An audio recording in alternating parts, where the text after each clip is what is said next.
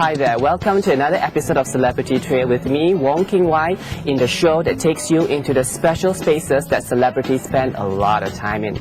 In today's episode, we're getting up close and personal with Zainal Alam Kadir.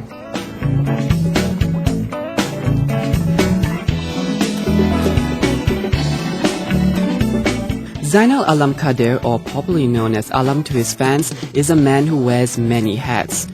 He's a TV host, actor, music producer, songwriter, singer and scriptwriter. Before his current career in entertainment, he spent 16 years as an entertainment writer for some local newspapers. He's always on the run with a schedule packed to the rafters, but when he needs a break, he has his comfortable home in Bandar Sri Permaisuri, Kuala Lumpur to come back to. Alam tells me more about it. I bought the house in 2000. Before that, I was staying in several rented houses, and by then I thought I was wasting too much money.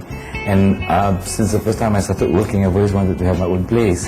I found this place, and it was like only 20 minutes away from Bangsa, via the highway and whatnot.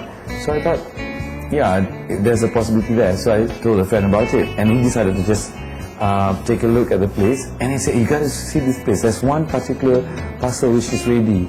And we went, and I just walked into the house and I felt good, liked it, and that's it. Alam is one man who likes his creature comforts. He takes us around his home and tells us what he likes about it. This is my living room where I spend most of my time, and as you can see, it's very simple, very stark. It's filled with things that I like. I watch TV a lot here, DVD, whatnot. So if you look at, inside the drawers are all my DVD collections and whatnot. This is one of my favorite spots where I would just lie down to watch TV. This particular piece of furniture gave me a lot of headaches, because when I saw it, I immediately liked it without realizing that it was too big for the hall. So what happened was, when I brought it back, I had to give away a lot of other items in this area to make way for this particular piece. And then suddenly I realized it was still too outstanding, it was still too big. So I had to devise something else, like, divide a different space for it by putting this mosquito net, which I got for quite a bargain in Bali. So I thought, now that it looks more like a throne, and if you sit down here, watch TV, you feel like a king, having a great time watching TV or reading whatever. So still, I think despite all the trouble, it's worth it.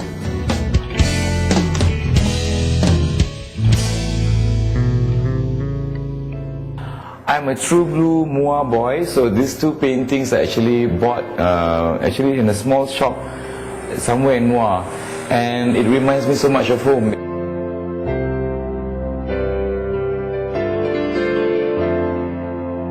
This particular 2.5-seater is actually the beginning of everything. From this one piece, I realized that the rest of the things that I have should share the same features and elements. So when I got the house, I just knew what I wanted to do, so this is the result.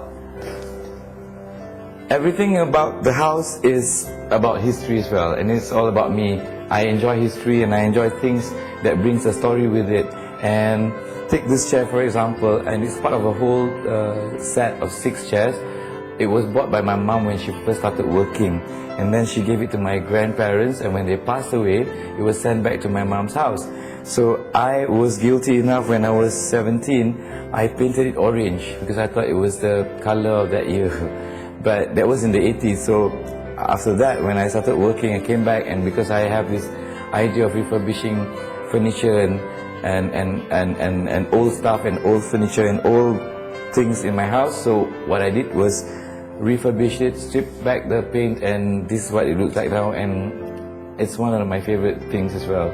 And that one over there is actually bought in Mua.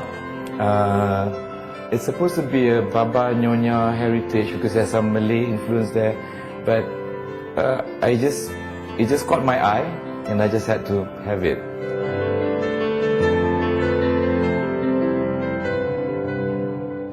what you want might not be what you need. I always believe in that. Like for instance, if you go to a shop and see something you like and you say you want it, but you ask yourself whether you really need it. In this case, if you have a home and suddenly you see something that you might want and you bring home, it might not fit the space, it might not have the right color, it might not fit the rest of the furniture, so things like that. But in this case, I needed a kitchen and I've always wanted it red. So what I need was a kitchen and what I wanted was red. So this is what you have.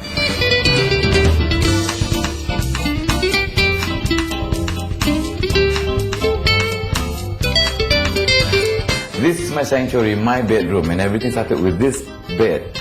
And just from a simple bed frame that I got in Muar, it was refurbished the way I liked it, and from the bed I moved on to other furniture that would match the bed. And since I like to read, I placed a book rack here, so it's very convenient. I can just like reach out to any of my favorite books and that I would like to read and before retiring, and I would listen to my music. If you notice, a lot of people would go for higher end stuff and whatnot, but this is all I could afford, but it gives me good music and I'm happy.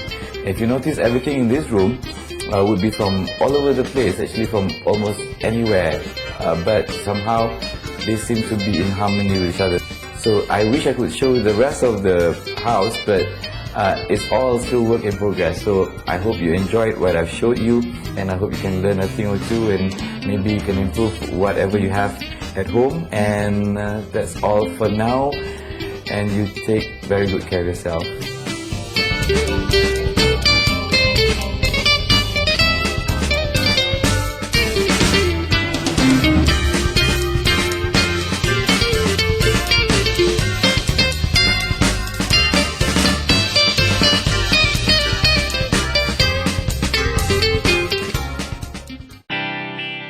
Well, like all celebrities, Alam has made his home an escape from the crazy world of entertainment.